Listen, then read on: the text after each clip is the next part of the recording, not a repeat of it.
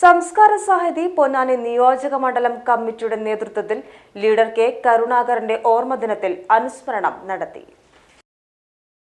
നിയോജക മണ്ഡലം chairman T P Sabareesh Kumar അധ്യക്ഷത വഹിച്ചു.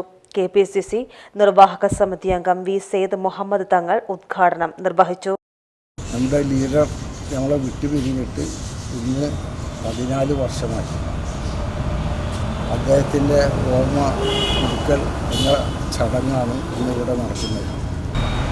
ആ ലീഡറെ സംബന്ധിച്ച് പറയുകയാണെങ്കിൽ നമ്മൾ എന്ത് വിഷയം ചെന്ന് പറഞ്ഞാലും, സാധാരണക്കാരൻ്റെ വിഷയം ചെന്ന് പറഞ്ഞാലും അതിന് ഒരു എതിർപ്പും ഇല്ലാതെ കാര്യങ്ങൾ ചെയ്യും. അത് ദോഷം ചെയ്യോ ഗുണം ചെയ്യോ എന്നുള്ളത് അദ്ദേഹം നോക്കാറില്ല. എന്തിനേറെ പറയുന്ന ഈ സദസ്സിൽ പ്രധാനപ്പെട്ട കോൺഗ്രസ് പ്രവർത്തകരായതുകൊണ്ട് ഞാൻ പറയാറുണ്ട്, ഈ APEK പ്രശ്നമുണ്ടായ ഒരു സാഹചര്യം ഉണ്ടായിരുന്നു.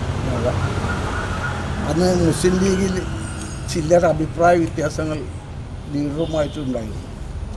ലീഡറെ മാറ്റണമെന്നുള്ള ഒരു വിളി. അപ്പോൾ അതൊക്കെ ഉള്ള സാഹചര്യത്തിൽ നമ്മുടെ ആളുകൾക്ക് വേണ്ടി ചെയ്ത പല കാര്യങ്ങളും പറയേണ്ട അത് ഒറ്റ. ഉണ്ണികൃഷ്ണൻ പൊന്നാനി മുഖ്യപ്രഭാഷണം നടത്തി.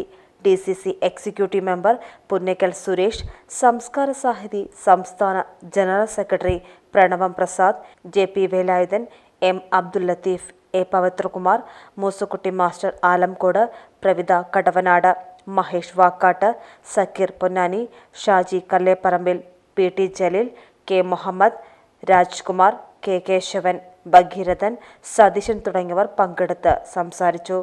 PG news Ponnani.